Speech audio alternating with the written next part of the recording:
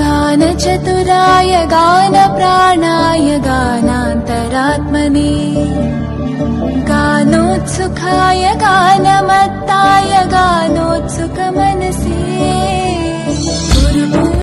दोस्तों, इजराइल की स्थापना 14 मई 1947 को हुई थी। लंबे समय के संघर्ष के बाद यहूदी को ब्रिटेन से आजादी मिली थी और नए सौराष्ट्र की स्थापना हुई और इसे इजराइल नाम दिया गया। ये दुनिया का एकमात्र यहूदी देश है।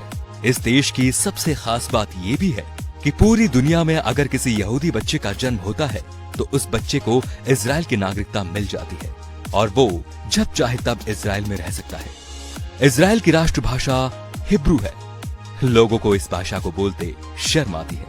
ये दुनिया का एकमात्र यहूदी देश है, परंतु इस भाषा का अंत मध्यकाल में हो गया था।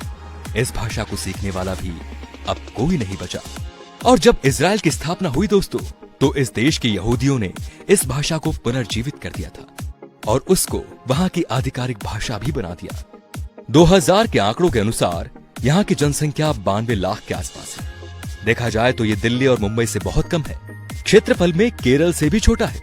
इजराइल एकमात्र ऐसा देश है जहां प्रत्येक नागरिक को मिलिट्री ट्रेनिंग लेना बहुत जरूरी है, फिर वो राष्ट्रपति का बेटा ही क्यों न हो। उसे कुछ समय के लिए सेना में काम करना अनिवार्य है। वो पुरुष हो या स्त्री, दोनों को जरूरी है। 15 साल से बच्चों की आर्मी ट्रेनिंग शुरू हो जाती है।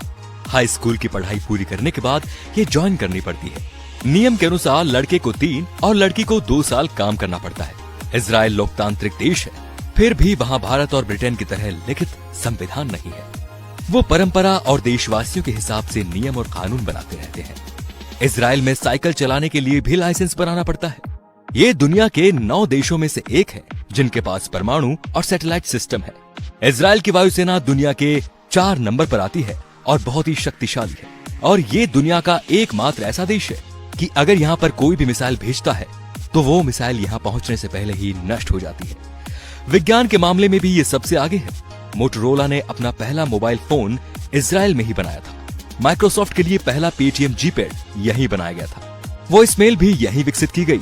वैज्ञानिक अल्बर्ट आइंस्टाइन भी यहूदी थे। उनको इजराइल का राष्ट्रपति बनने का ऑफर भी दिया गया था, लेकिन उन्होंने मना कर दिया कि वो राजनीति के लिए नहीं बने। फेसबुक के संस्थापक भी यहूदी हैं। आजादी के समय ना यहाँ खेती की जाती थी और ना ही पानी का स्रोत था। फिर टेक्नोलॉजी के चलते चलते आज के समय में 99 खाद्य पदार्थ खुद पैदा करता है। इसके अलावा समुद्र के पानी को पीने और दूसरे काम में प्रयोग भी करता है। यहाँ पर 40 बुक स्टोर है क्योंकि यहाँ सरकार किताबें पुख्ता करवाती है। यहाँ पर 137 बीच है। यहाँ का समुद्र तल सिर्फ 273 सेंटीमीटर लंबा है। यहाँ की एजेंसी मुसाद दुनिया की सबसे ज्यादा खतरनाक है, जो 6 डे वॉर के नाम से जानी जाती है। दोस्तों, इजराइल भारत को अपना सच्चा दोस्त मानता है।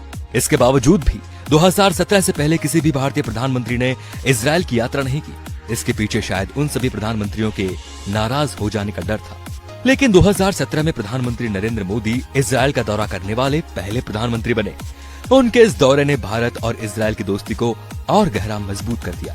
दोस्तों, 2014 से पहले जब हमारे देश में कोई आतंकवादी हमला होता था तब उसकी कड़ी निंदा की जाती थी, जबकि 1948 से ही इजराइल का एक ही मूल मंत्र रहा है कि अगर किसी देश ने हमारे देश के एक नागरिक को मारा तो हम उसके देश में घुसकर उसके 1000 नागरिक को मारेंगे। और फिर उन्होंने ये करके भी बताया। तो दोस्तों, इजराइल से सिर्फ 1 साल पहले हमारा देश आजाद हुआ था, लेकिन विकास के मामले में आज हम कहाँ हैं और इजराइल कहाँ है, ये सब आपको पता है। तो आप सभी को भी इजरायली नागरिकों से यही सीख लेनी चाहिए और अपने देश की तरक्की में पूरा योगदान करना चाहिए। धन्यवाद।